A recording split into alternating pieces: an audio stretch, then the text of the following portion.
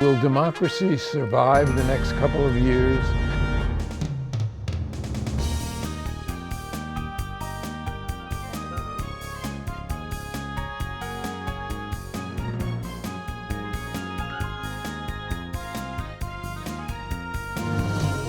Access to Democracy is made possible by donations from the following organizations. Thomson Reuters, a global company with expertise and insight to unravel complex situations in the areas of law, tax, compliance, government, and media. Their worldwide network of journalists and editors keep customers up to speed on relevant global events. Thomson Reuters, The Answer Company. Crutchfield Dermatology, a full-service treatment center and Medi-Spa in Eagan. Their goal is to help you look good and feel great with beautiful skin. With service built around courtesy, dignity, and respect, Mayo-trained Dr. Charles Crutchfield personally treats each patient and is acknowledged as one of the nation's best physicians. Truestone Financial, with locations in Minnesota and Wisconsin, has proudly served its members since 1939. Truestone engages, educates, and supports its members to ensure they have the tools to empower their financial well-being. Truestone Financial, your neighborhood credit union. Learn more at truestone.org. Edina Eye Physicians and Surgeons, a division of Twin Cities Eye Consultants, has proudly served the Twin Cities for more than 55 years now, in 7 convenient locations. Using the most advanced technology combined with human touch, Edina Eye offers comprehensive services and dedicated specialists committed to excellence, with innovative procedures and expertise for the most advanced eye care.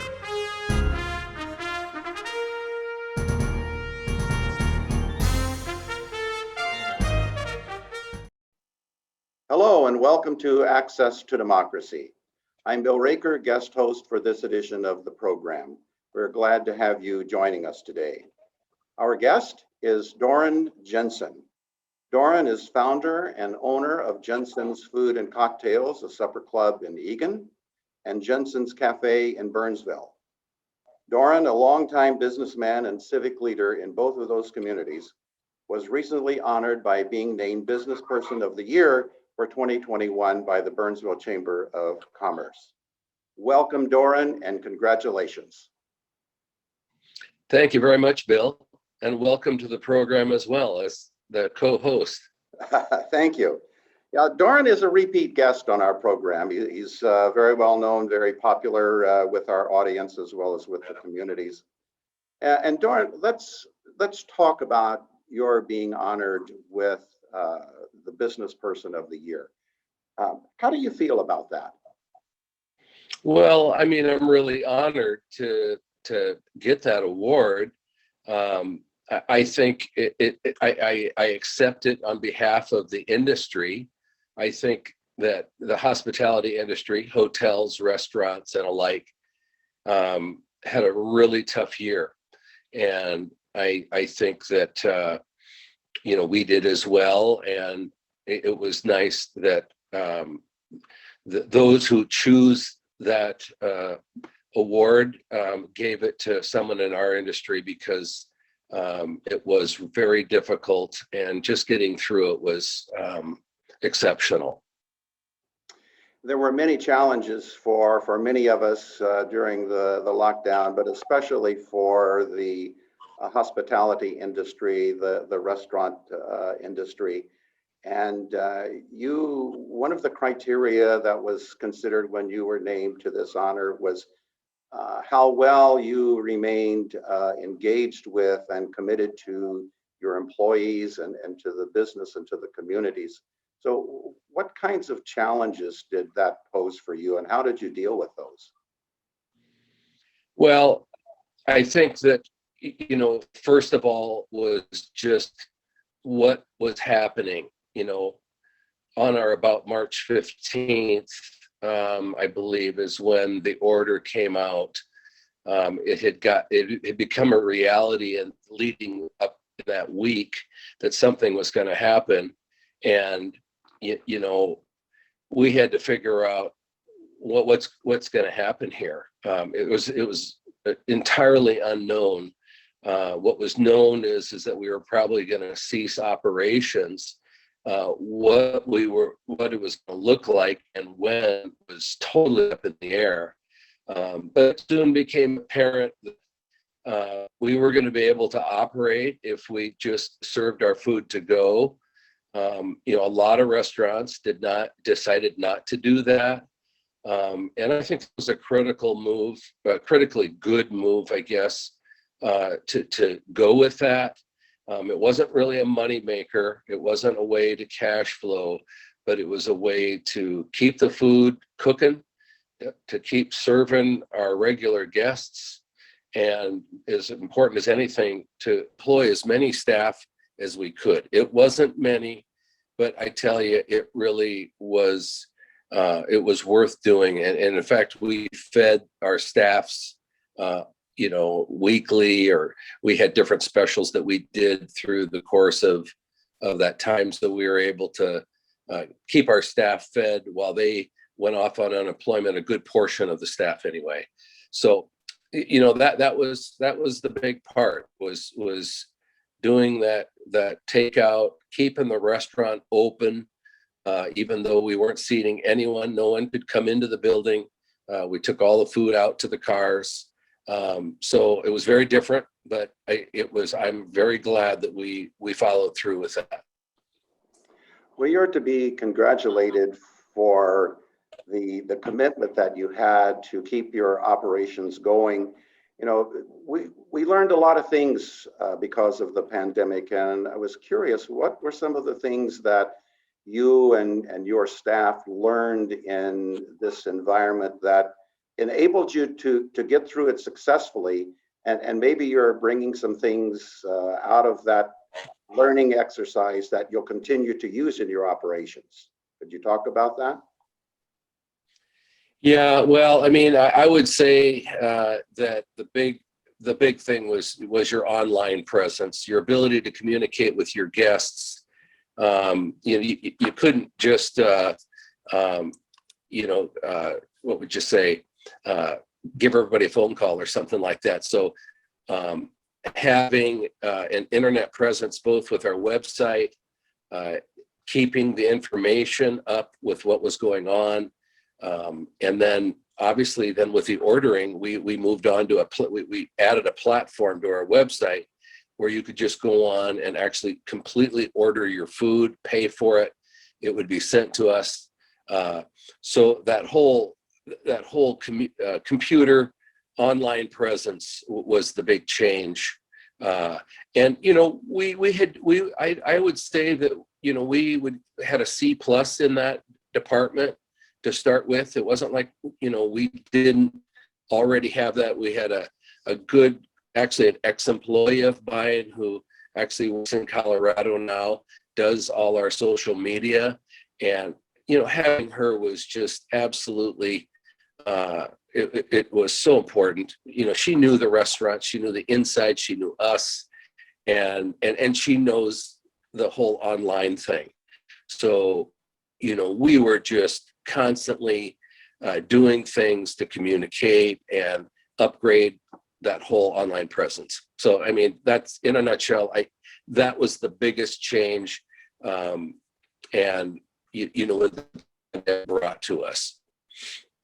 Well, you were fortunate to have that technology and that resource available to you, and for you and your staff to be able to integrate it into your operations and leverage it was a great accomplishment.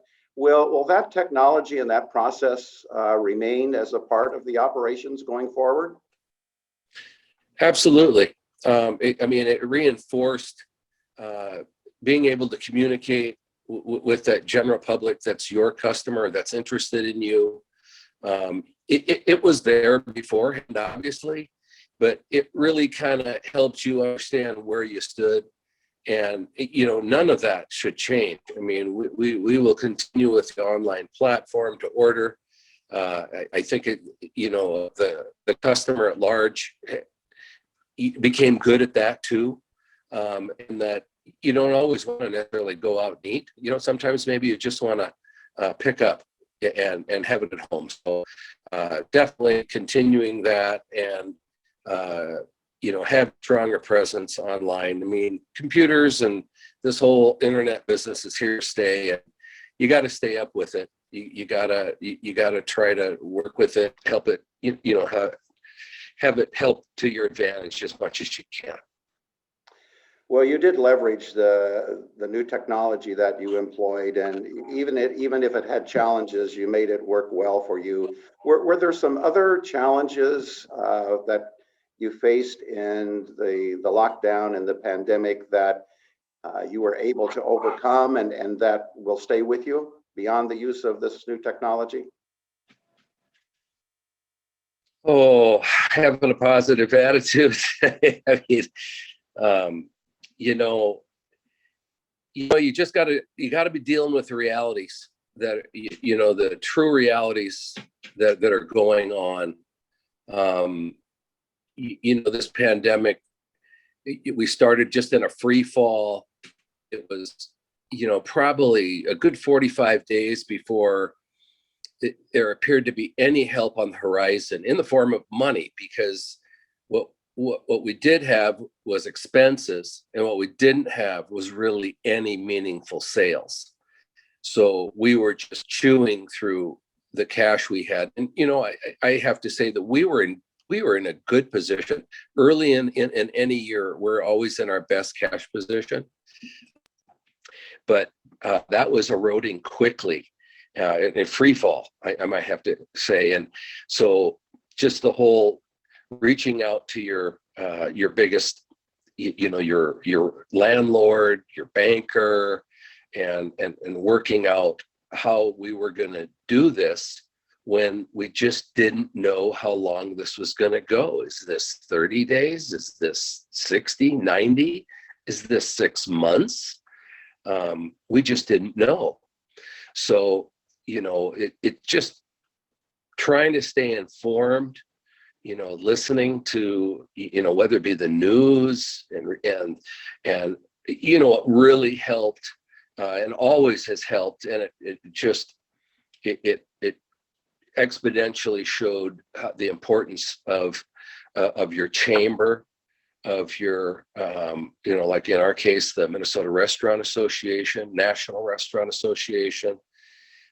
These groups were out there and speaking for us and finding out what's going on, what's going to happen next. Here's what you can write your congressperson, supplying all that stuff. So, I mean, that was a huge part of it. Well, both of your restaurants have a lot of very happy and very loyal clients and customers. And I'm sure that helped, support you through the tough period. But did you notice, or have you noticed any changes in the expectations or behaviors of your clients or your customers? Well, I mean, people are pretty grumpy right now. Not everybody, of course. I mean, depending on circumstance, but I think we're just in a really hard time. Services are struggling to provide for the consumer in a variety of industries, restaurants included. I think we do a pretty good job, but I mean, it's challenging. But getting stuff, I mean, whether it be 2x4s for lumber and things like that, this pandemic is gone through all of society and how we do things, where we get things, how long it takes. And I just think, I'm not putting that out, in any mean way. It's just, I think people are frustrated. And it's because that in every walk of life, it seems like you're just running into these roadblocks, and they really are still caused by the pandemic. And that's the part that we're really not through. Maybe we got our masks off, we're gathering together again, but it still takes 6 weeks, to get an end table.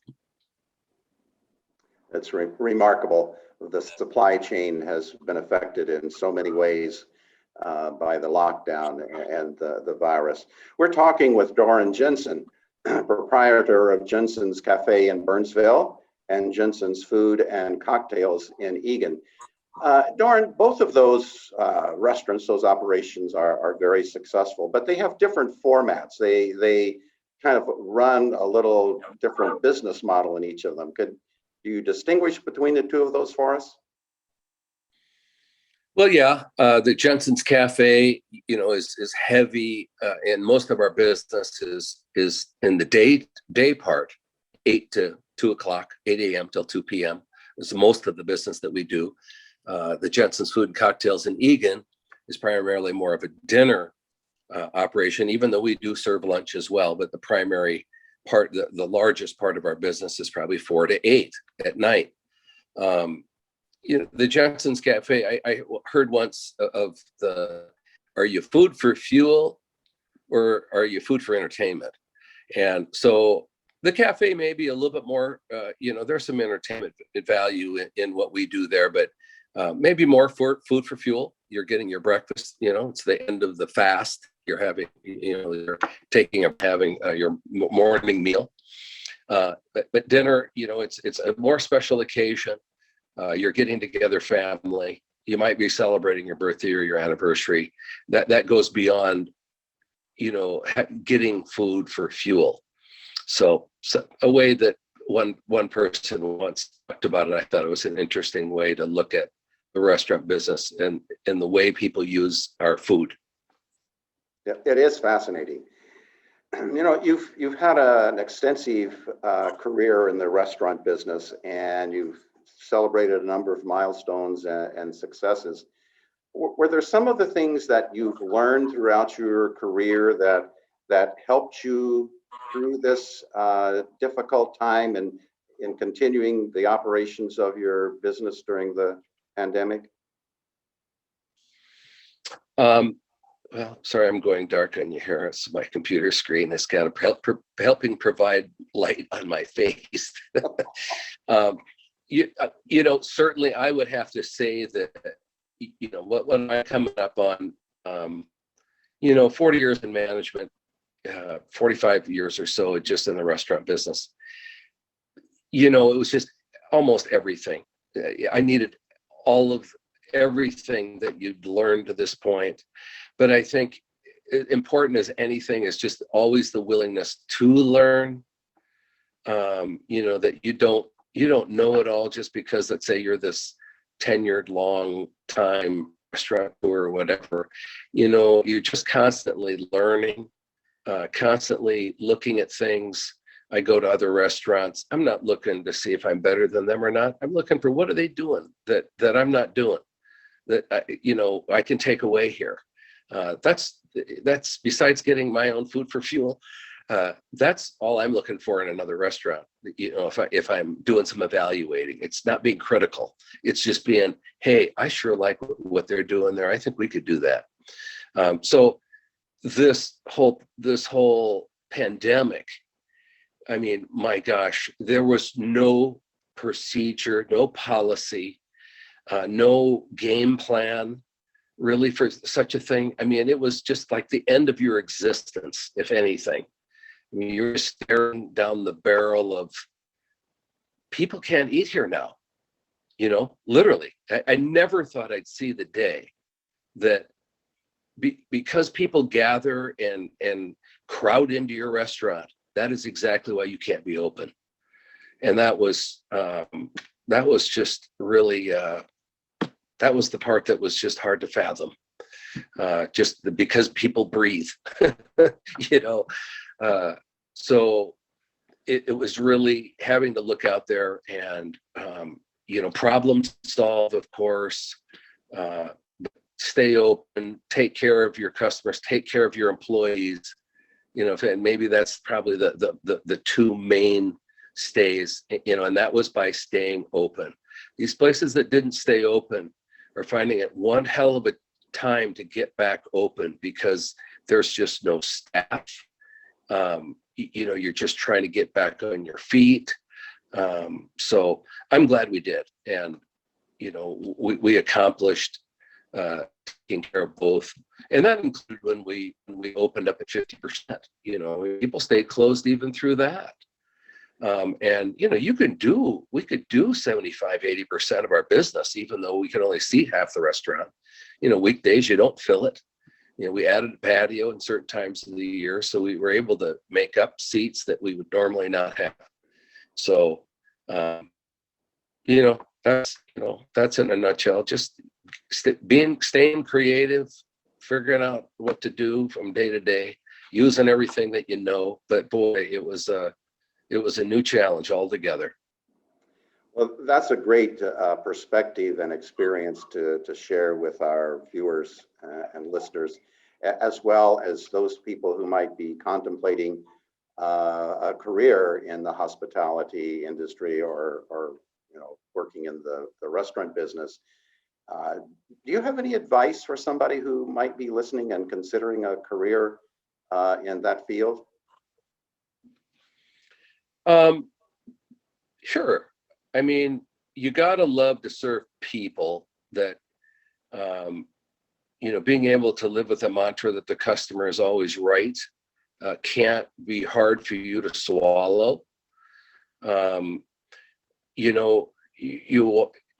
You got to work on weekends, and you got to be working on holidays. I mean, you work on all the days that what that normal work schedule for the majority of the population. You're on the other side of that. You're doing a different one. You're gonna be off on Monday and Tuesday. So I mean, those are a couple things, but it is difficult. It takes a while to kind of get a hold of and grasp. But like my grandfather told me, he says, if you're going to go into this business, you got to go into it with the idea that you're serving people, feeding people, and then the money comes after that, but not in reverse. You're not going into this because, boy, you can sure make a lot of money in here. That is just the result of what you do for being in it, and that's serving people, enjoying that, and taking care of obviously both employees and guests, and the money comes after that. Oh, you're spot on with that advice. Have you been a mentor or a coach to any of your employees or associates who wanted to go further with a career in the food industry? Yeah, there's been a number of people. Sometimes it's people some I know of, some I didn't. I was at a restaurant retreat that a food vendor gave, and one of the owners had worked for me some 20 years ago, and it was really neat to get back to know him and what's going on, where's this restaurant at, that kind of thing. And then he tells the story of that he had gotten this job. It was back in Old Country Buffet when I was opening stores for them, and he started there, and it was just a heck of a night. And we were so busy, and you had to be able to handle that. And he had worked his butt off, and oh my gosh, he had went through this rush, and then of course at the end you got to clean. And he was thinking to himself, oh my gosh, once I get this place cleaned up, I'm out of here. I don't think I can do this. And I guess I had come up to him at the end of that rush, just before the cleanup. And I just came up to him, put my arm around him, and I just said, man, that was one heck of a showing there for a first night. That was really something, because I think we had put him in a lot of, you need everybody when you're busy. And he obviously was not much of an extra person. And that did it. He had planned to not continue work, and he did. He stayed on. He became a top cook. He went on the road. And ultimately he ended up with his own restaurant. So, and I didn't even know it. So, I mean, if there's ever a time when, it really just kind of blew me away. That I didn't remember it. I would have never remembered that. I just did it. It's just one of those things. It was just after the battle, and trying to do the best for your people, especially somebody new. You always got to really be there to help the new people, because it can be tough, and it was obviously was tough because I'd gone up. I mean, I put my arm around the guy because I kind of knew. I hope he didn't get scared away by this. So, well, that interest that you took in that individual and the attention that you gave him certainly worked out very well for his career. So, congratulations again. I think that just illustrates another one of the characteristics of you that earned you the 2021 Business Person of the Year from the Burnsville Chamber of Commerce. Doron, as we come close to the end of our program, is there anything else that you'd like to share with our viewers about Doron Jensen or your career or your operations or anything else that you brought out of the experience of surviving through the pandemic that you'd like to share with us? well, I mean, kudos to all the, government, as much as they take the heat and we have differing opinions about, where government plays a role in our lives. I wouldn't be around. I mean, I can say, hey, I got all this experience and, I can get through anything, but I tell you what, I just don't think we would have made it without the help of, obviously the federal government stepped in with the PPP loans. They provided the most help, but so did the state of Minnesota with tens of thousands of dollars. Dakota County, the city of Burnsville, more than one occasion, stepped up and, when the chips are down and trying to help, people affected very negatively. So, I mean, I guess I want to, just get a shout out to that because, I just think that, and, some of even our representatives and stuff, when it comes to these kind of things, this is what government's for. There's a lot of stuff that's just, it's always a pain and people have what they feel about it, but it's there to help. And, from a hurricane to a pandemic, and I am eternally grateful for the help that we got because it's why we're where we're at today, in good position financially, with business back, and more, as much as we can handle. And I'm just tickled. Our guest has been Doron Jensen, the 2021 Business Person of the Year in Burnsville and restaurateur extraordinaire. Thank you, Doron, and continued good luck and best wishes with your restaurant business. Thank you so much for being our guest. Thank you, Bill.